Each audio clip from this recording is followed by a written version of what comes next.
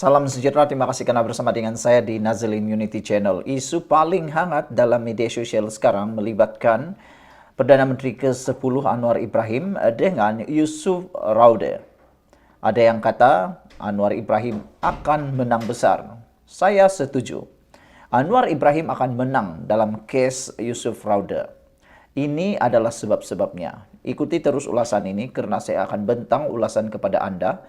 Kenapa Anwar Ibrahim akan menang dan apa sebab Anwar Ibrahim akan menang? Saudara, sudah 5 tahun sebenarnya isu ini dimainkan. Sudah 5 tahun isu ini dimainkan, balik-balik isu yang sama. Isu yang sama dan isu yang sama. Tapi akhirnya kebenaran akan muncul juga. Dalam kes saman antara Anwar Ibrahim dengan Yusuf Raude, rakyat mula nampak siapa yang bercakap benar. Dan saya boleh kata dengan yakin Anwar pasti menang kes ini. Saudara, apa sebenarnya kes ini? Untuk mengetahui bagaimana Anwar menang dalam kes ini, Anda perlu tahu terlebih dahulu latar belakang kes ini. Maka kata orang, tak kenal maka tak cinta. Sudah kenal baru Anda tahu kenapa Anwar Ibrahim akan menang dalam kes ini. Apa sebenarnya kes ini? Yusuf Raude, bekas pembantu penyelidik, mendakwa berlaku serangan seksual pada tahun 2018. Tapi siasatan SPRM dan Peguam Negara pada tahun 2020 dah membuat keputusan tiada keterangan mencukupi untuk pendakwaan. Sekarang Anwar saman balik atas fitnah dan tuduhan palsu. Ini bukan lagi soal pribadi, ini ialah soal membersihkan nama. Tapi sebelum itu, sebelum saya teruskan ulasan ini, izinkan saya untuk berkongsi kebaikan kepada Anda semua. Ini satu produk ini Transfactor for Life.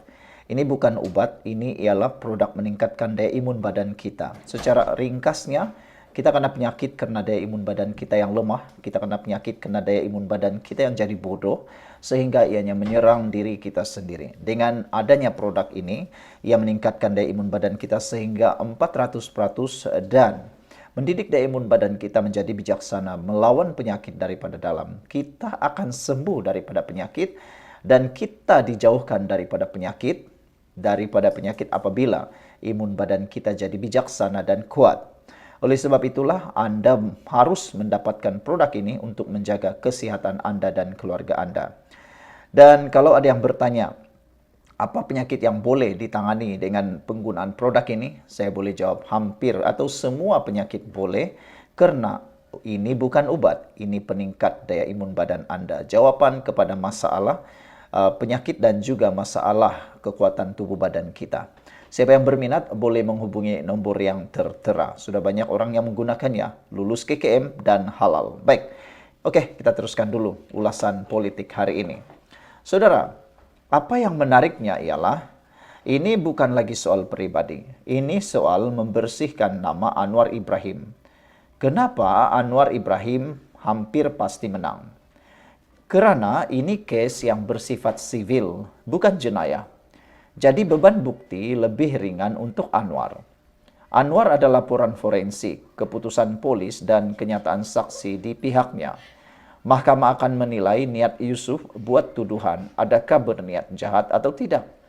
Fakta menunjukkan Yusuf lambat buat laporan, tiada bukti fisikal dan cerita berubah-ubah. Bila kes disiasat bertahun-tahun tapi tak ada bukti jelas, itu petanda tuduhan tak kukuh. Motif sebenar di sebalik tuduhan ini apa? Ini yang perlu kita tahu dan kita kongsi bersama. Apa motif sebenar di sebalik tuduhan ini? Waktu itu Anwar sedang menunggu jadi Perdana Menteri. Fitnah ini keluar sehari sebelum peralihan kuasa sepatutnya. Ramai percaya ini kerja dalam sabotaj politik dari dalam kerajaan lama atau kem yang mungkin dituduh sebagai kem Mahathir. Mereka takut Anwar naik jadi Perdana Menteri. Jadi apa lagi? Fitnahlah digunakan untuk menjatuhkan karakter Anwar Ibrahim. Malangnya, tindakan mereka itu tidak berbaloi karena akhirnya Anwar naik juga sebagai Perdana Menteri. Mereka takut Anwar Ibrahim naik. Jadi fitnah digunakan untuk jatuhkan karakter. Apa akan berlaku jika Anwar Ibrahim menang dalam kes ini? Pertama, Anwar akan dibersihkan namanya sepenuhnya. Kedua, mahkamah akan membuktikan bahwa Yusuf berbohong di mahkamah terbuka.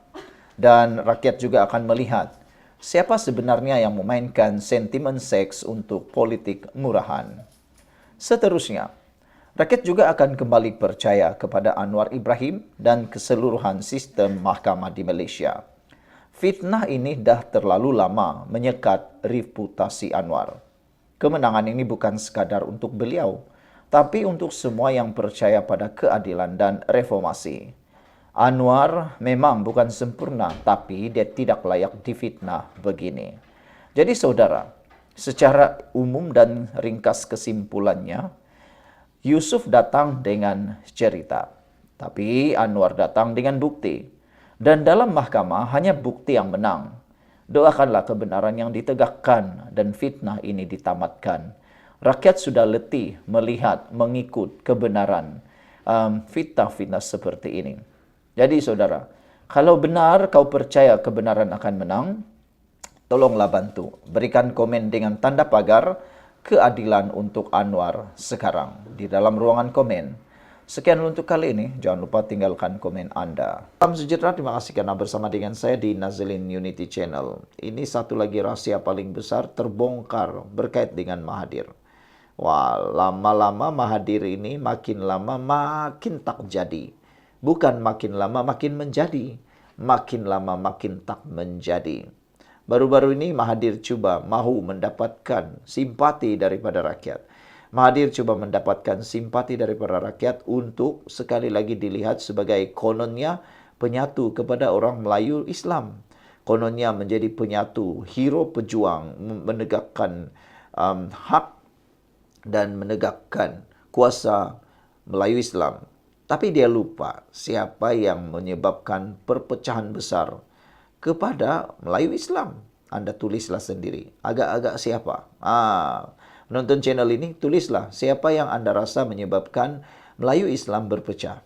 Bukan Anwar, bukan juga Najib, tapi ada orangnya. Anda tahu siapa? Anda tolong tulis hari ini.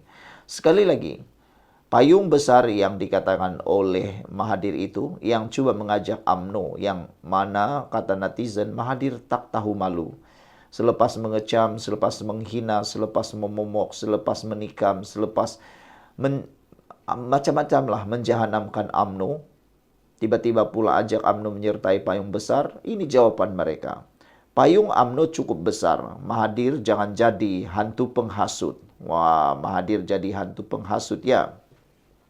Veteran UMNO Malaysia hari ini mengingatkan bekas Perdana Menteri Dr. Mahathir supaya menghentikan tindakannya menyeru ahli UMNO meninggalkan parti itu dan menyertai gagasan baru yang disebut sebagai Payung Penyatuan Melayu. Sebelum kita teruskan ulasan ini, jangan lupa tinggalkan komen Anda dan saya ingin berkongsikan satu manfaat baru yang paling terbaik untuk Anda. Ini ialah transfer factor for life. Ini bukan obat. Kita kena penyakit kerana imun badan kita yang lemah. Kita tak sembuh daripada penyakit kerana imun badan kita yang lemah. Kita juga kena penyakit kerana imun badan kita jadi bodoh dan menyerang kita daripada dalam. Berita baiknya, dengan peningkatan daya imun badan kita, kita sembuh secara total daripada dalam. Itulah guna produk ini. Anda dipertemukan dengan saya oleh kuasa Tuhan. Ini peluang Anda untuk jadi sehat, kuat, dan kembali segar. Tak kiralah berapa umur Anda, produk ini sangat baik dan terbukti di makmal bahkan testimoni penggunaan. Cepat dapatkan produk ini, hubungi nombor yang tertera. Apabila imun badan kita menjadi kuat, apabila imun badan kita menjadi bijaksana, kita akan sembuh daripada pelbagai penyakit. Dan paling penting, masa itu tidak pernah menunggu Anda. Masa sangat penting. Jadi, cepatkan dapat produk ini selagi Anda mempunyai waktu dan kesempatan. Pergunakan waktu yang ada, hubungi saya dengan segera. Ingat, obat boleh membantu Anda jadi kuat, tetapi tidak akan menjamin kesehatan Anda. Dengan imun badan yang kuat, kita terjamin sehat sampai selama-lamanya.